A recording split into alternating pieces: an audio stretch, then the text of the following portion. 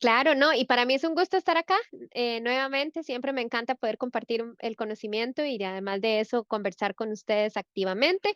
El día de hoy vamos a conversar sobre victimología en el ciberespacio, ahora que estamos todavía, o más bien cada vez, mucho más expuestos, ¿verdad?, al ciberespacio como tal. Vamos a comprender un poco desde el punto de vista criminológico la victimología, así como también cuáles son esas afectaciones que viven las víctimas para que podamos ir pensando conforme va pasando la clase en cuáles son esas acciones que podemos tomar, ¿verdad? Para hacer un enfoque mucho más preventivo y no tanto un enfoque reactivo desde el punto de vista del fenómeno social de la delincuencia. Entonces, cuando pensamos en ciberespacio, o antes de eso, más bien voy a empezar con el objetivo de la clase por acá. Tenemos como objetivo general comprender, ¿verdad?, cómo las tecnologías digitales van a afectar las víctimas y en esto vamos a hablar un poco sobre víctimas vulnerables, porque tenemos distintos tipos de víctimas, según en algún momento incluso lo habíamos visto, para los que pudieron atender a la clase, si no hay una clase que es relacionada a victimología como tal. Y entender, ¿verdad?, cuáles son esos efectos psicológicos, cuáles son todas esas consecuencias que se dan cuando se enfrenta a una situación de violencia digital. Y aparte de esto, poder hacer una reflexión que nos lleve muchísimo más allá de solamente entender qué es lo que pasa con la violencia digital, pero nos ayuda a también analizar cómo podemos tener un enfoque mucho más proactivo. Esta clase como tal, en todo lo que tiene que ver con victimología en el ciberespacio, yo les recomiendo que utilicen muchísimo de lo que van a aprender acá hoy para poder traspasar ese conocimiento, ya sea a sus familias, en sus trabajos, si tienen hijos, y ahorita vamos a hablar, ¿verdad?, un poco sobre esto, esta parte, pero sí es muy importante no solamente entender cuáles son estas posibles afectaciones que vivimos en el Internet o con el uso de, ¿verdad?, Internet de las cosas, con cualquier dispositivo que se conecte a una red.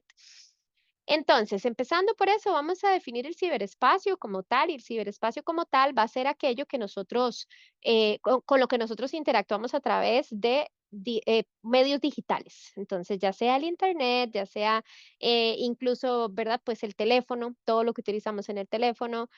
Incluso les comento que las refrigeradoras inteligentes y dispositivos inteligentes son parte del ciberespacio.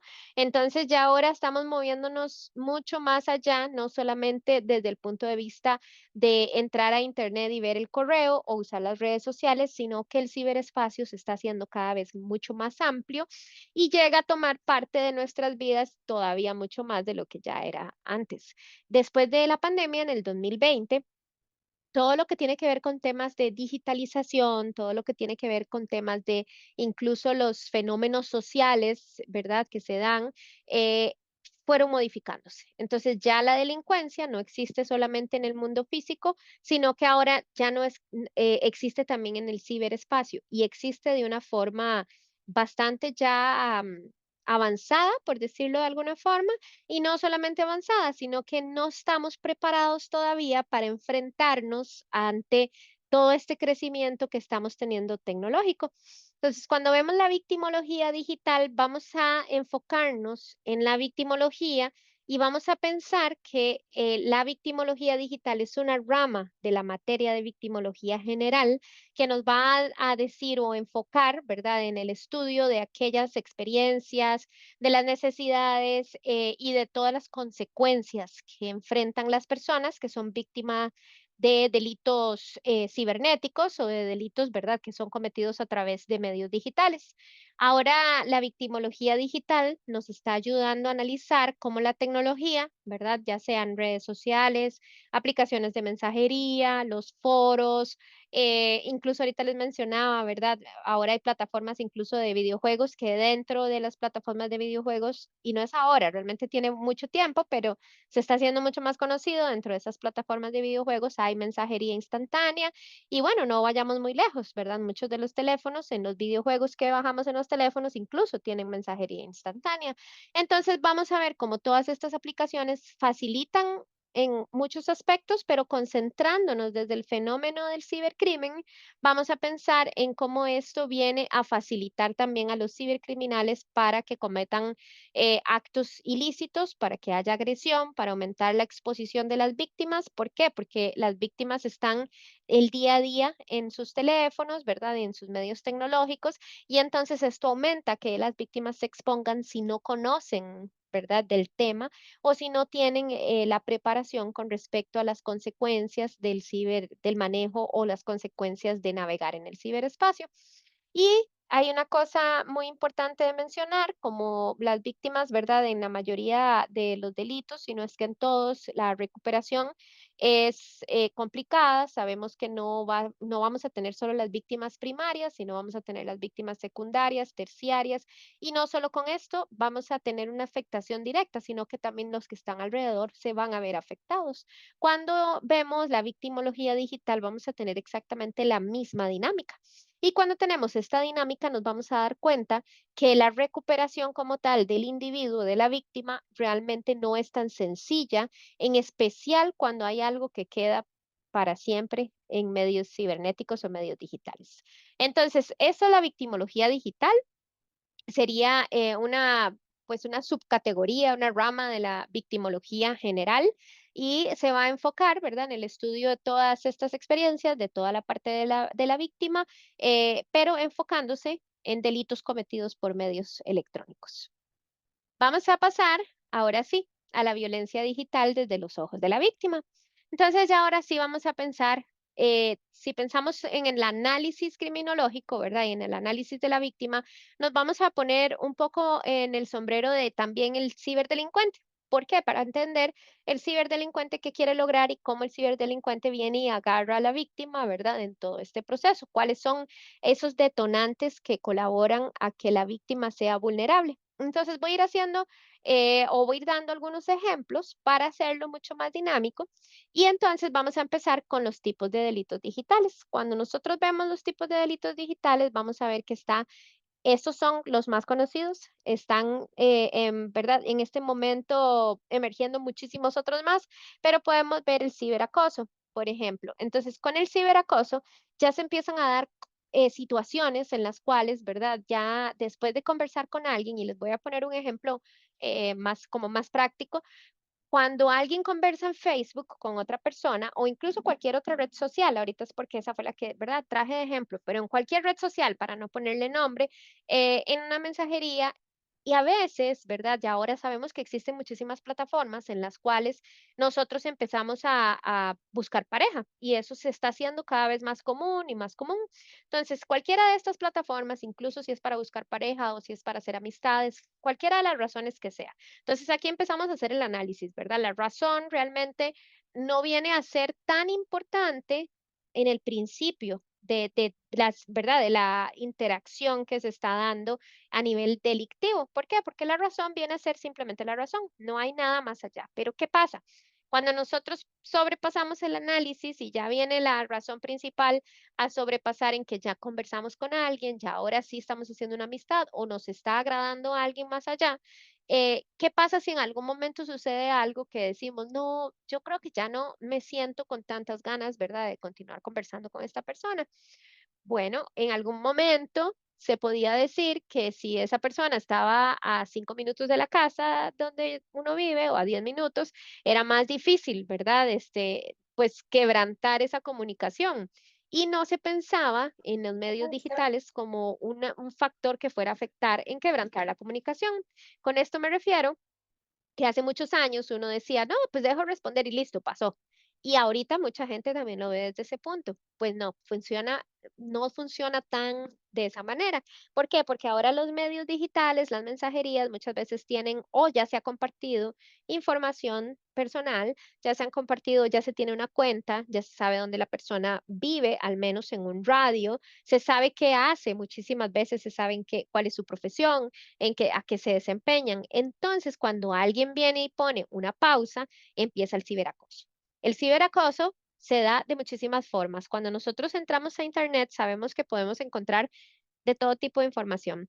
Podemos utilizar, o los delincuentes, ¿verdad? O los ciberdelincuentes utilizan no solamente el medio por el cual ya estaban originalmente hablando, sino que ya pues consiguen el correo. Entonces ahora van al correo electrónico, con el correo electrónico tal vez ya ahora rastrearon y consiguieron el número telefónico. Y así se han dado casos en los cuales el acoso es tanto que no hay una forma tan sencilla de llegar y decir solo bloqueo a esta persona. Porque esa es como la otra reacción inmediata de la víctima, porque ve el ciberacoso como algo que puede pasar en el Internet. Entonces, sí, es algo que puede pasar en el Internet, pero no lo tenemos que normalizar como tal, sino también entender cómo y cuándo nosotros tenemos que poner una pausa y también las personas que están alrededor con términos del ciberacoso como tal. Esto es con ciberacoso, ¿verdad? En términos generales. Ahora ya nosotros podemos empezar a pensar o a ver el punto del grooming. Cuando nosotros pensamos en grooming, tenemos que irnos ya metiendo en el contexto de los niños y entendiendo un poco cómo funciona el grooming en el ciberespacio. El grooming como tal, lo que nos va a venir a decir a nosotros es que la violencia infantil ya no está solamente a nivel físico, sino que ahora ya también está a nivel cibernético. Entonces empieza, ¿verdad? Con estos mensajes amistosos, empieza saludando a los menores y acá me voy a devolver un poco a entender la víctima como tal. ¿Qué pasa? Bueno, pues al día de hoy, nuestros jóvenes están muchísimo más expuestos a la tecnología de lo que nosotros estuvimos. Y creo que aquí, por más jóvenes que seamos, todos los que son mucho más jóvenes llegan a sobrepasarnos mucho con la exposición que tienen hacia la tecnología como tal. Entonces, esto significa que ellos empiezan a crear su vida y su dinámica en torno al Internet, por decirlo de una forma, ¿verdad?, más reducida. Entonces, cuando empiezan a crear toda su vida en torno al Internet, ya es muchísimo más usual o más sencillo que para ellos conversar con alguien conocido o no conocido, es lo normal, o tal vez alguien que está en el mismo colegio, la misma escuela y que físicamente no se han hablado nunca, pero virtualmente se hablan mucho. Entonces, ahí empiezan, ¿verdad? Todos los mensajes cariñosos, empiezan a enviar pues información que lo que hace es, por decirlo de alguna forma, endulzar a la víctima y de acá, ¿verdad? En muchos casos se da por medio de redes de personas que trabajan en esto, pero si lo pensamos desde una persona como tal, podemos pensar en este hombre que viene y se hace pasar por un muchacho de 15 años, pero realmente no es un muchacho de 15 años, sino es una persona que tiene 34, 35 años y que esta persona empieza a mandarle mensajes cariñosos, le dice que tiene otra edad y empieza, como uno dice, ¿verdad? Como a endulzar el oído de la víctima para que la víctima se sienta en confianza. Entonces, una vez que la víctima se siente en confianza, porque esto es parte de lo que nosotros en el término de la victimología debemos analizar, qué tan en confianza se sentía la víctima, ¿verdad? Versus qué es lo que sentía esta poca confianza y qué tanta exposición tenía, ¿verdad? A este tipo de situaciones cibernéticas. Entonces, hacemos todo un estudio de la víctima como tal. De acá, ya cuando vemos que el grooming va creciendo, vamos a empezar a notar que el perpetrador ya empieza a pedir pues fotos, poco a poco ya va como agregando un poquito más de cercanía, puede sugerir un encuentro presencial y de acá el menor es muy complicado que llegue a identificar rápidamente qué es lo que está pasando. Muchas veces nada más viene y dice, todo bien, nos gustamos y acceden a conocer a una persona que solamente han conocido de forma cibernética, que ya pasando por todo este proceso que les comentaba, se sienten en seguridad y en tranquilidad de que pueden ir y conocer a esta persona. Y bueno, hay miles de casos en los cuales una vez que se concreta este encuentro presencial, pues hay muchos menores de edad desaparecidos o estas víctimas incluso viven violaciones y esto es indiferente del género. Sin embargo, hay unas que ya vamos a hablar un poquitito más con el tema del análisis de género. Sin embargo, en este momento vamos a dejarlo por ahí para ir en la próxima.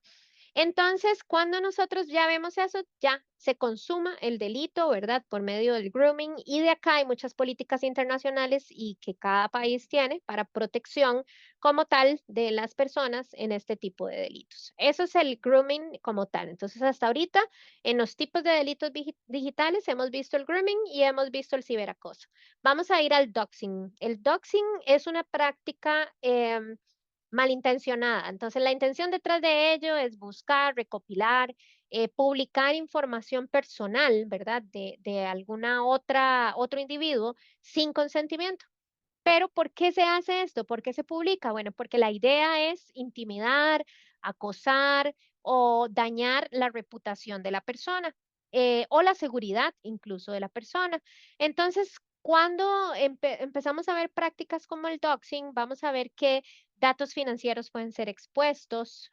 Un ejemplo de esto es llegar y alguien querer hacer, ¿verdad?, un daño a otra persona y publicar que esta persona, algo que se da muy seguido, por cierto, al menos se ha estado empezando a dar muy seguido en redes, esta persona no me pagó, me pidió tanto monto y nunca hizo el pago y demás. Bueno, y publican, ¿verdad? El nombre, el teléfono, el correo, la foto. Todo eso viene a dañar la reputación, ¿verdad? O viene a intimidar a la víctima, porque si bien es cierto, la víctima no está cumpliendo con un compromiso, no está dando el consentimiento para poder compartir, ¿verdad?, todos sus datos en el Internet. Entonces, acá vemos que el doxing como tal generalmente se va obteniendo ya sea o porque se sabe de la información de la persona, como el ejemplo que acabo de darles, o porque hay brechas de datos, hay filtraciones de datos y ya suceden situaciones de hackeos en los cuales la víctima no está tan expuesta directamente al delito como tal. Esto con la parte del doxing. Ahora tenemos la sextorsión. La sextorsión podemos verlo como cuando antes, o la sextorsión en sus tiempos empezó grabando, ¿verdad?, actos sexuales, que fuera, en el momento, pues, la pareja junta, quizás alguna de las 2 personas grababan, alguno guardaba, y entonces así se empezó a hacer todo este tipo de sextorsión. No se llamaba así hasta que empezamos a ver, ¿verdad?, que ya, habían otros tipos de sextorsión. Entonces, muchas veces el grooming va de la mano con la sextorsión, y les comento cómo es que las víctimas sufren esto. Cuando ya son, ¿verdad? Como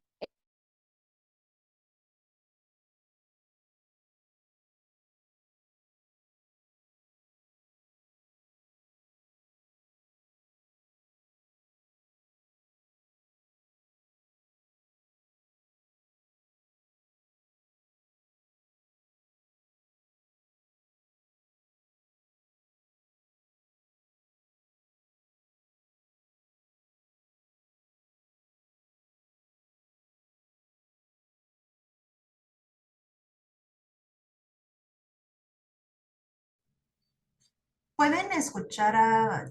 Ya se conectó otra vez.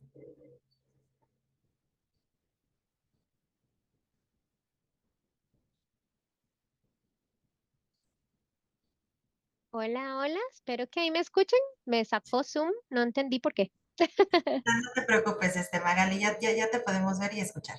Perfecto. Ya voy a volver a compartir la pantalla. Okey. Bastante curioso porque me cerró Zoom, como que me sacó de la reunión totalmente. Sí, luego Hablando sí pasa. hablando de ciberbullying, Ajá. acoso, me desconectaron. Okey, ya puedo presentar, listo, perfecto. ¿Ahí ven la presentación tal y como estaba hace un ratito? Sí, ya se Okey. puede ver.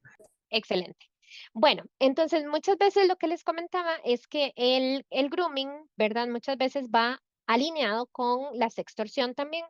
Esto se da cuando la víctima, en este caso menor de edad, viene y comienza a conocer, ¿verdad?, al perpetrador, le toma la confianza y le comparte las fotos íntimas. Entonces, en el momento en que viene y le comparte las fotos íntimas, vamos a ver que esta persona empieza a utilizarlos para hacer una manipulación y extorsionar a la víctima para lograr lo que quiere. Entonces aquí es donde se va viendo cosas como si no hace esto, ¿verdad? Pues voy a hacerle algo a su mamá, Si usted no me muestra otra foto, voy a enviarle a su mamá que usted me envió estas fotos o a sus padres. Entonces empiezan a dar un montón de situaciones en la cual la víctima empieza a sentirse acorralada, se empieza a sentir en un punto en el cual dice, no, no tengo otra forma de moverme de acá. Y acá viene un tema muy importante. Cuando hablamos del ciberdelito, estamos o tenemos que recordar que este tipo de información se queda en el Internet. Y ahorita vamos a ver un poquitito sobre la parte de, ¿verdad? La victimización como tal y demás.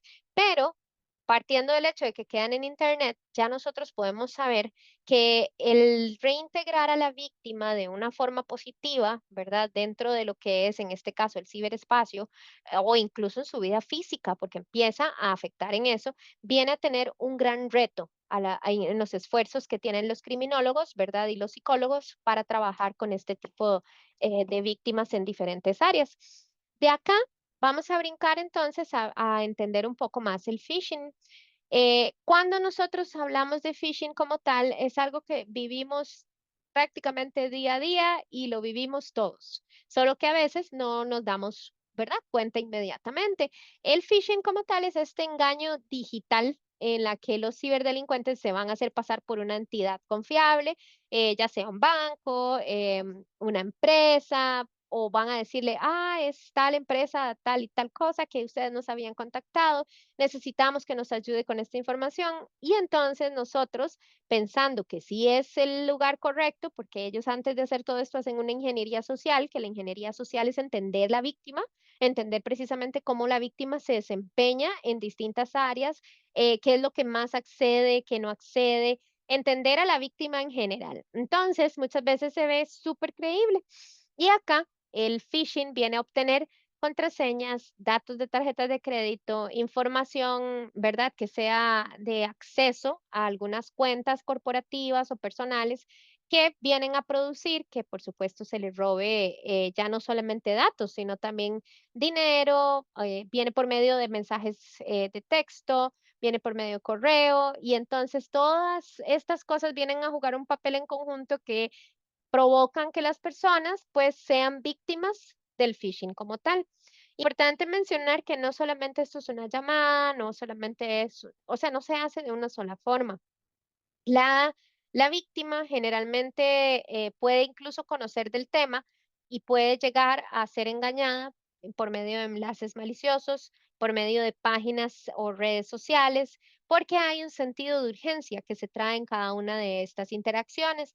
Entonces, si la víctima es una persona que, ¿verdad?, está muy ocupada, es alguien que no tiene, tiempo, tal vez en su día no se detiene con ciertas cosas, lo que va a pasar es que este sentido de urgencia y este decir, hey, necesito esto y esto porque, ¿verdad? Se va a perder tal cosa, hacen que la víctima se sienta asustada de perder algún tipo de valor. Voy a darles un ejemplo con algo que ha estado sucediendo en Costa Rica, un tipo de phishing que tiene que ver con su paquete se va a perder. Si no ingresa estos datos inmediatamente para la entrega, el paquete se va a perder. Muchísimas veces las personas están yendo rápido, entonces las víctimas se exponen al momento en que no se detienen a ver si hay errores ortográficos, si hay un enlace sospechoso, si tal vez es una solicitud inusual, de pronto parar y de pensar, mira, ¿será que los correos nunca me han pedido esta información? Entonces tener esa malicia, ¿verdad? En la parte de la victimología para evitar ser víctimas, pero una vez que lo somos, vamos a darnos cuenta que alguno de todas estas, este checklist que les mencionaba, no lo cumplimos. Y entonces aquí es donde nos convertimos en víctimas un poco más fáciles, ¿verdad?, para los ciberdelincuentes. Ahora vamos a hablar un poco de las víctimas vulnerables. Las víctimas vulnerables como tal, vamos a pensarlo desde el punto de vista vulnerable, aquellas que vamos a tener una mayor incidencia de delitos o que tienen una mayor probabilidad de ser víctimas de un ciberdelito. Entonces, vamos a pensar en los niños y en las niñas, vamos a pensar en los adolescentes, las mujeres y los adultos mayores. Ahorita vamos a hablar un poco más sobre las víctimas vulnerables, no voy a ahondar en este momento, pero ya casi vamos a hablar un poco más de las víctimas vulnerables. Luego vamos a tener la parte de las consecuencias psicológicas. Acá hay muchísimo estudio muy enriquecedor que se puede hacer desde el punto de vista de la criminología y la psicología para comprender, ¿verdad?, cuáles son todos esos próximos pasos en términos de ciberdelito. Entonces, en las consecuencias vamos a tener ansiedad, vamos a tener miedo, depresión, va a haber un aislamiento. Entonces, a veces, para los que son muy nuevos, ¿verdad? En el área de entender el ciberdelito como tal, o incluso muy nuevos en el área digital o en la era digital, muchas veces es un poco más complejo comprender cómo es que puede causar, ¿verdad? El aislamiento, la ansiedad y la depresión y demás. Ahorita vamos a ver una parte, o creo que sí agregué el video, me parece, pero vamos a ver algo que nos va a dar un poquito más de ideas sobre eso. Luego tenemos la revictimización. La revictimización en delitos cibernéticos es súper alta. Y les comento por qué. Hace un tiempo, una persona, y esta es un caso real, eh, tuvo una situación de un problema de salud mental y entonces pues agredió a otra persona y se dio un contexto pues que empezó y se hizo viral. El video llegó a todo lado, se vio donde esta persona agredía a la otra persona y la otra persona viceversa. Entonces, mucha gente lo grabó, ¿verdad? Fenómeno que vemos que sucede ahora. Y ese video fue, o al menos eso fue hace unos 7, 8 años, y ese video sigue circulando en redes. Si uno lo busca o sabe, ¿verdad? Por lo menos cómo salió el video, busca, sigue en redes. Entonces, la revictimización viene a formar una gran parte de lo que viven las víctimas que sufren ciberdelito y viene a ser algo recurrente. Es bien complicado que una persona que haya vivido un ciberdelito en una magnitud incluso mayor pueda tomar o sentir que hay una recuperación un poco más rápida. Con respecto a la parte de la ideación suicida, vamos a ver que dentro de lo que es ideación suicida, eh, todas las cosas que acabamos de conversar con respecto al sentir la ansiedad, con respecto a sentir el miedo, el no saber a dónde ir, incluso a veces no tener conocimiento de las partes o de las entidades correctas a los cuales se pueden denunciar, ¿verdad? Situaciones de sextorsión, de grooming y demás. Muchas veces el desconocimiento o el miedo incluso de atender a distintas entidades viene a ser que la persona se sienta acorralada. Entonces la víctima llega en un momento a sentirse o sigo haciendo esto y sigo pues, ¿verdad? Con lo que estoy o lo mejor tal vez sea, pensar en otras cosas. Entonces, la parte suicida viene a formar un componente mayor cada vez en lo que se trata de la victimización, ¿verdad? Y en toda la parte de la criminología como tal. Ahora vamos a pensar en los factores que agravan el daño. Los factores que agravan el daño se refiere a qué de los daños que ya de por sí existe y el daño que de por sí ya, ¿verdad?, sucedió con respecto a que sea una víctima de este tipo de ciberdelitos, ya vamos a tener que la viralización del contenido, como les mencionaba ahora, viene y hace este círculo de revictimización, esta culpa hacia la víctima. Y nosotros esto lo podemos ver muchísimo en los mensajes cuando algo sucede. Y yo me atrevo a un 95% segura a decir que cuando ha sucedido en sus países, ven el mismo comportamiento.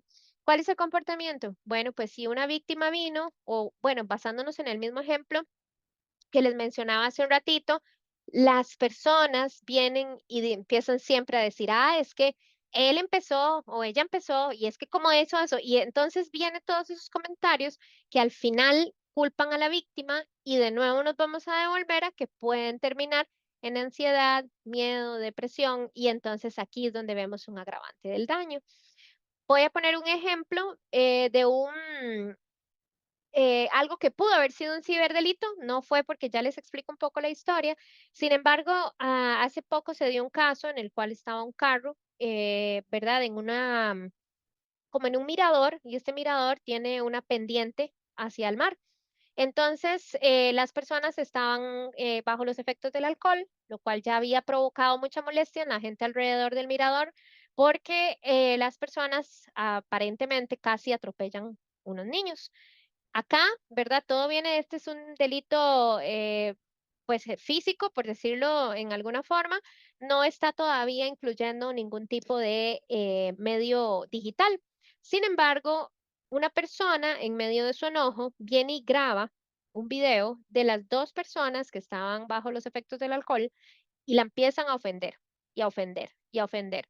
Entonces, ya sabemos que hubo una mala, práctica, ¿verdad? Imprudencia y además, incluso cuando se está bajo los efectos del alcohol, se saben las consecuencias al estar en manejo, entonces no es ni una cosa justifica la otra. Sin embargo, cuando se analiza la víctima, les voy a terminar de decir la historia, vemos cómo, ¿verdad? La parte de la culpa hacia la víctima o que incluso para que la víctima, el victimario puede ser la víctima, ¿verdad? Viene a generar situaciones mayores. En este proceso que les menciono, había muchísima gente diciéndoles cosas, entonces en el video se ven, se escuchan ofensas, se ve claramente que las dos personas están bajo el efecto del alcohol totalmente y quizás tal vez algunas otras drogas. Y entonces estas personas en su impulso de huir del lugar, ¿verdad? Se presume que pues arrancaron el carro para dar una vuelta y en vez de dar la vuelta se fueron por el acantilado que fue a dar al mar. Entonces ambas personas fallecieron. Les comento este caso porque aunque es una, ¿verdad? Una victimización o estamos hablando de algo que sucedió pues en la parte física, en el día a día de nosotros, no tanto en los medios sociales, en medios digitales, pero si nosotros ya nos detenemos ahí, podemos hacer un gran estudio de la víctima y el victimario, ¿verdad? Y cómo el victimario se llegó a convertir, o el potencial victimario se llegó a convertir en las víctimas, o se llegaron a convertir en las víctimas. Entonces podemos usar eso para análisis, pero además de eso, si estas personas hubieran quedado en vida y no hubiera sucedido, ¿verdad? Esto que sucedió, el subir ese video, el publicar esas, ¿verdad? Esas interacciones, tiene un montón de consecuencias. La primera, supongamos que estas personas aún en vida, pues tienen sus trabajos. Entonces, ya no, probablemente van a perder su trabajo actual, pero ¿qué pasa cuando llegan a otro tipo de rol? ¿Verdad? Ese video va a estar ahí. Se puede buscar y van a saber, tal vez alguien nos va a reconocer y va a decir, ay, mira, esta persona fue la de esto y esto y esto. Entonces empieza a darse toda una situación de culpabilidad mucho mayor. Y no solo eso, ya entonces empiezan los juicios que generalmente, ¿verdad? A nivel social, pues siempre se hacen. Entonces ya empieza todo este tipo de no hay empatía, no hay apoyo emocional y trae una cantidad de consecuencias, ¿verdad? Increíbles, que no son buenas y que pueden llegar incluso a afectar a sus familiares. Eso con respecto al ejemplo. Vamos a ver las necesidades de la víctima. La víctima necesita protección digital. Una vez que pasan este tipo de cosas, creo que a nivel del mundo en general todavía estamos creciendo en este tema. No me parece que estemos todavía en un punto en el cual una víctima realmente va a tener esa protección digital para quitar ciertas cosas que vayan a dañar su reputación. Al menos por ahora no estamos ahí, pero sí muchos países están teniendo leyes, ¿verdad? Y están trabajando en victimología como tal para que se llegue a ese punto. Acompañamiento emocional y la justicia y reparación del daño. Ahora, cuando nosotros pensamos en los criminólogos, como nosotros como criminólogos, ¿verdad? Podemos formar un gran papel acá. Lo primero, analizar las causas y las dinámicas que se dan en el delito digital, que nosotros podamos empezar a colaborar en la prevención, ¿verdad? Y en la detección temprana de los delitos y también comprender a las víctimas, que aparte de eso aportemos investigaciones con un enfoque victimológico. Y ese enfoque victimológico se puede llegar a él, ¿verdad? Con lo que hemos ido cubriendo el día de hoy, entendiendo la víctima, que también recordemos, hay distintos tipos de víctima. Ahora, vamos entonces a brincar un poquito a retomar la parte de las víctimas vulnerables. Y acá les traje unas estadísticas que creo que nos van a ayudar a entender mucho mejor, ¿verdad? Por qué las víctimas vulnerables se tratan en esta diapositiva. Y entonces hay una cosa que, ¿verdad? Uno puede notar, generalmente niños y niñas, adolescentes, mujeres y adultos mayores. Cuando nosotros vemos las estadísticas, los estudios indican que alrededor del 23% de las mujeres han experimentado acoso en línea, al menos una vez en su vida. Esto en México, ¿verdad? Este estudio basándose en México.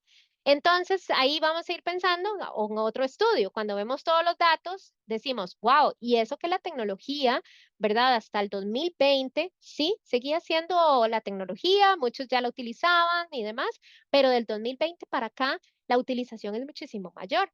Según el Pew Research Center, al menos o alrededor de 54% de las chicas de 15 a 17 años ha experimentado ciberacoso.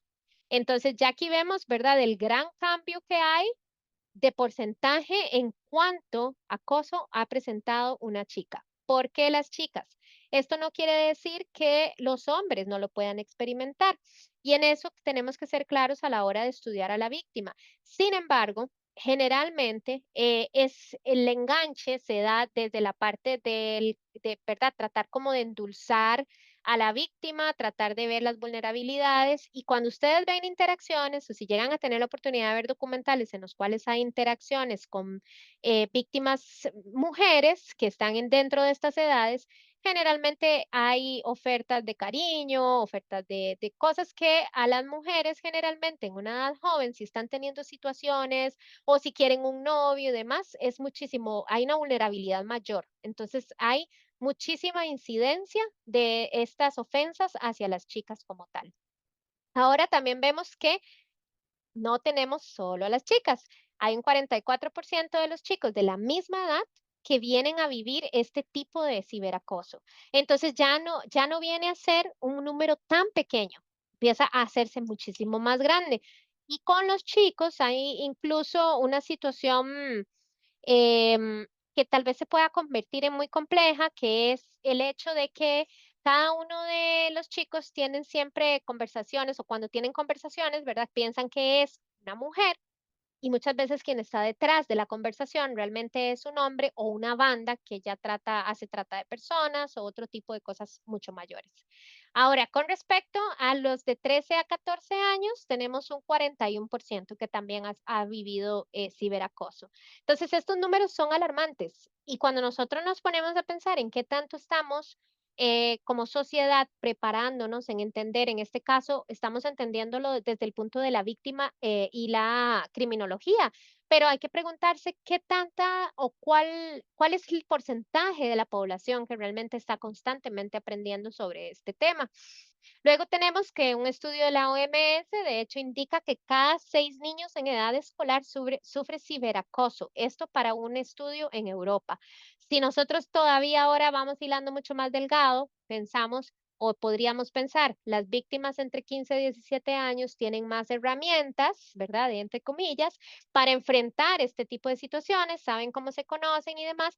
Ahora, ¿qué pensamos de niños de 6 años de edad? ¿Cómo les va a impactar? En la revictimización, en esta ideación suicida, hay que empezar incluso en la parte de la victimología, tener mejores estadísticas sobre las edades en las cuales los suicidios están ocurriendo más, que eso es un estudio que me interesa mucho incluso a nivel personal hacer, no lo tengo, no lo sé a mano ahorita, pero la razón por la que me interesaría hacerlo es precisamente porque como la tecnología aumenta y tiene muchas cosas buenas, no quiero que aquí pensemos, ¿verdad?, que la tecnología es toda mala y demás, pero lo estamos viendo desde el punto de vista de criminología y victimología, entonces tenemos que enfocarnos en el ciberdelito como tal.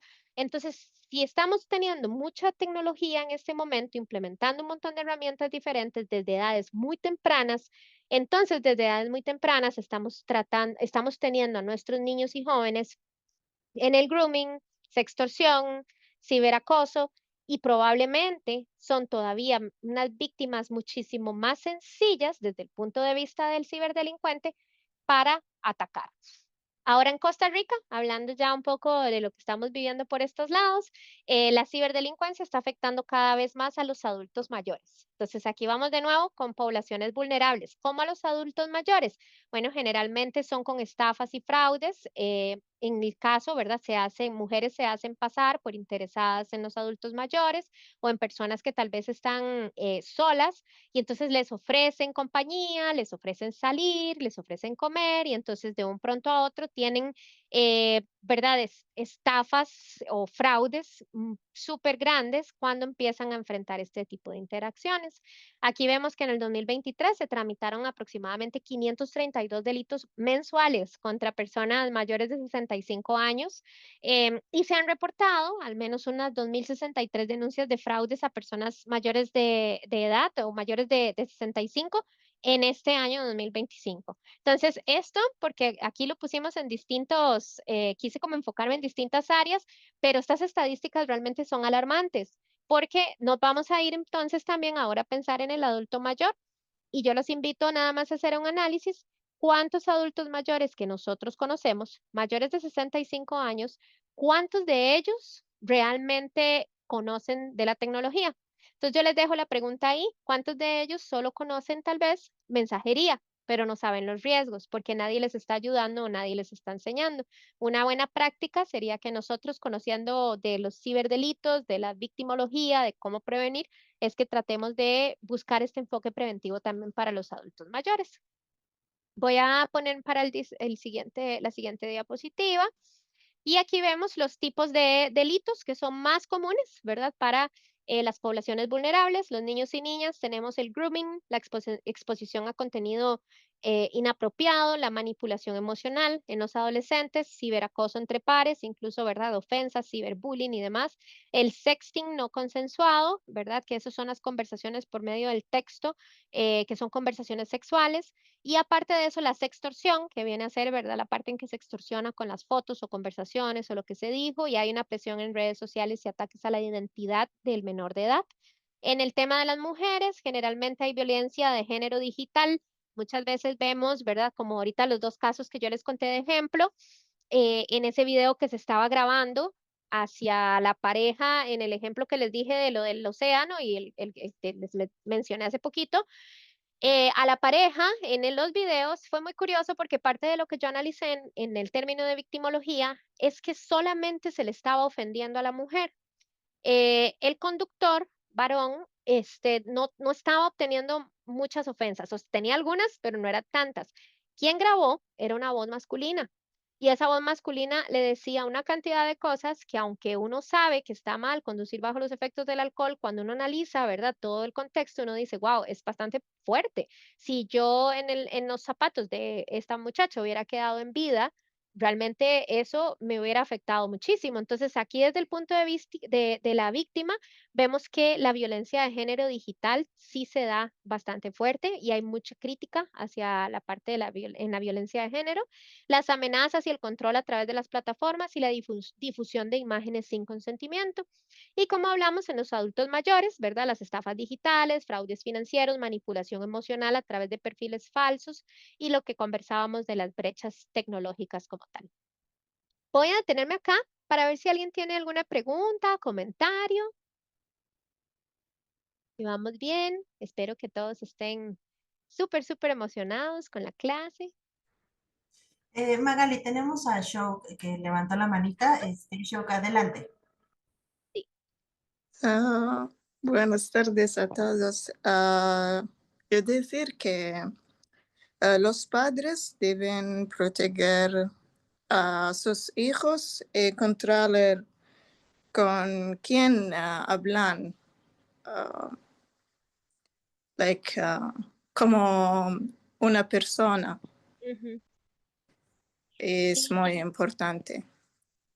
Y aquí también venimos, Shock, en una cosa, también hay que ver, ¿verdad? Cuando pensamos en padres que tienen brecha digital, y entonces muchas veces esos padres incluso no saben cómo hacer ese seguimiento o cómo, ¿verdad?, hacer esa revisión sobre con quién hablan los hijos. Entonces aquí venimos a otra parte que podemos trabajar en la parte de las víctimas como tal. Ujú, Muchas gracias por compartir el punto de vista. gracias. Perfecto. Entonces, aquí vamos a hacer un resumen, ¿verdad? De la revictimización digital. Voy a hacer una pausa. Veo en el chat que pregunta Benjamina que dónde se puede denunciar. Generalmente, siempre en las entidades judiciales de sus países, tiene que haber una sección en la cual pueden denunciar o incluso reciben la denuncia como general y ellos mismos la rutean internamente, porque ya todo esto en la mayoría de países está tipificado como delito. Y veo la manita de José Ángel.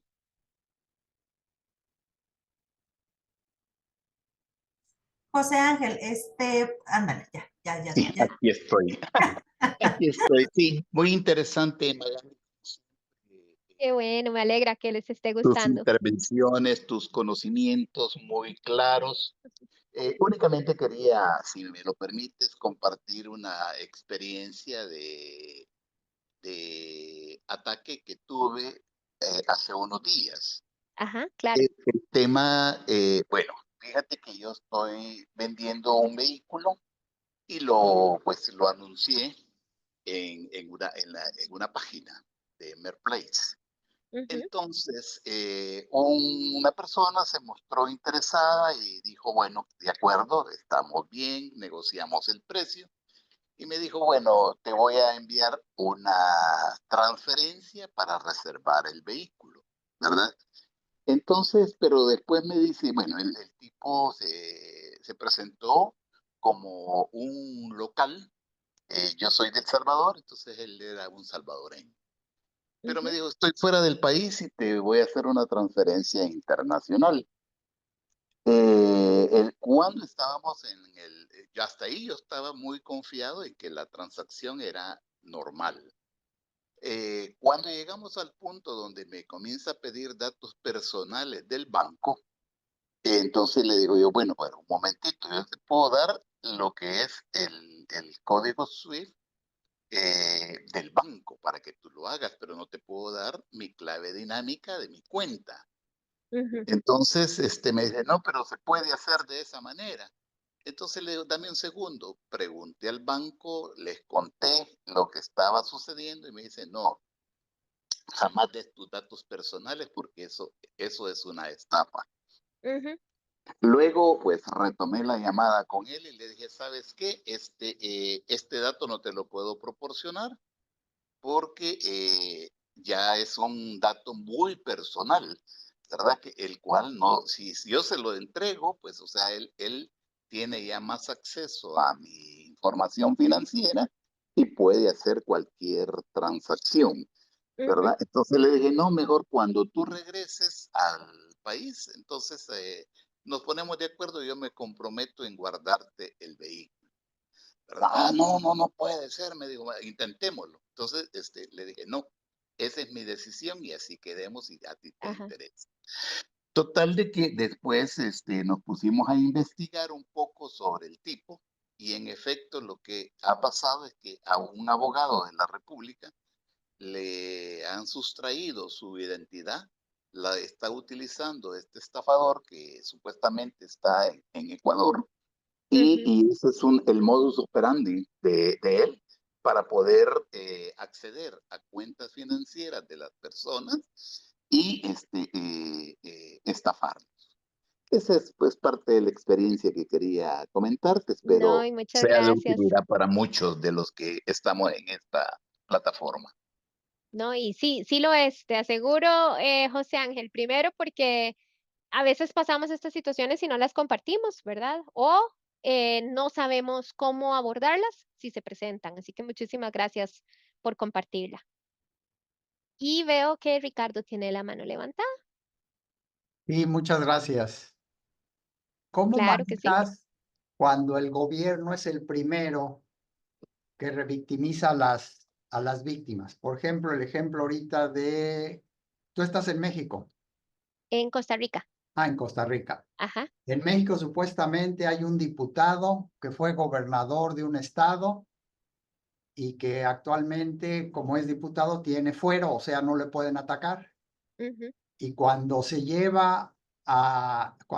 media hermana dice que la intentó violar, en lugar de quitarle el fuero la Cámara de Diputados, lo protege y le dice, no está solo. Y ujú. resulta que ahora la víctima es la persona que iba a ser violada en lugar del violador. ¿Cómo eliminas cuando el gobierno es el que justifica y protege al tipo de gente acosadora? Sí. Bueno, ahí sí va un poco más ya en política, en la parte social, ¿verdad? En la parte de todo lo que es gubernamental y demás. Y es muy triste ver ese tipo de situaciones. Creo que la mayoría de los países lo vivimos de una u otra forma.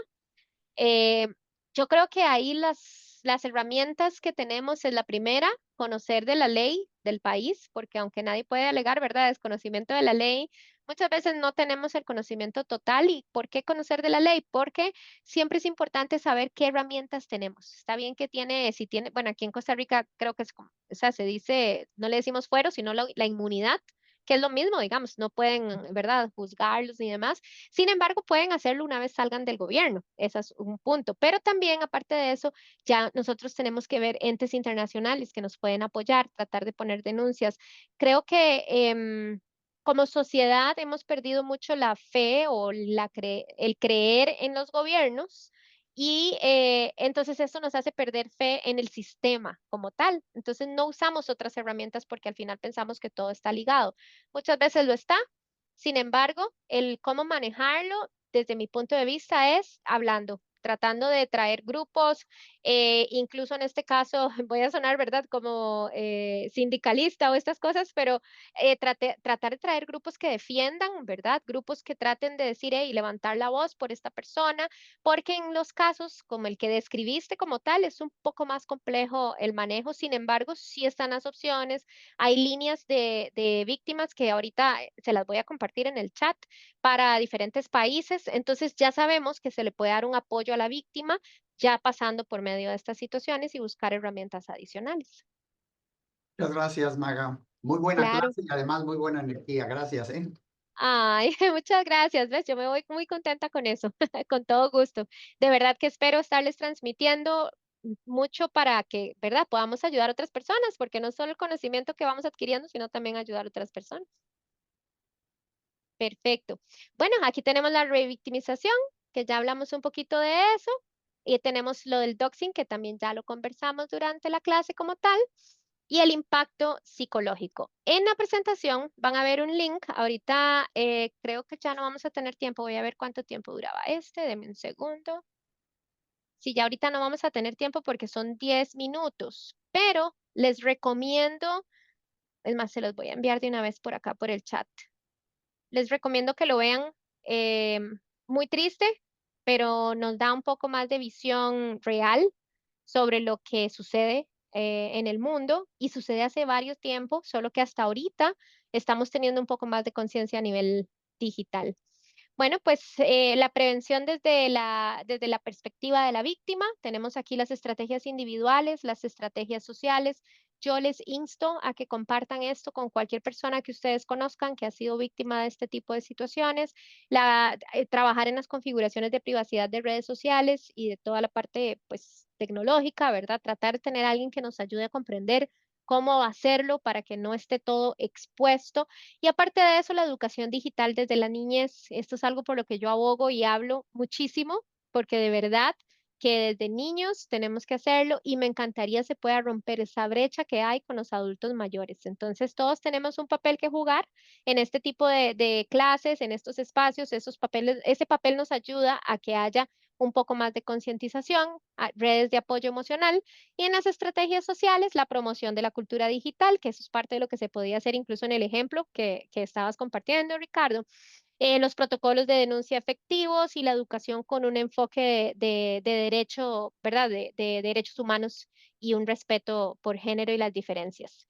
Y pues eso sería. Aquí les dejo, la huella digital es permanente, lo que se sube a internet difícilmente desaparece. Entonces recordemos que esto, incluso, ¿verdad? Así como la huella digital queda, esa huella queda en las víctimas y es importante que entendamos cómo entender, cómo comprender las causas, consecuencias de la víctima para poder manejarlo mejor.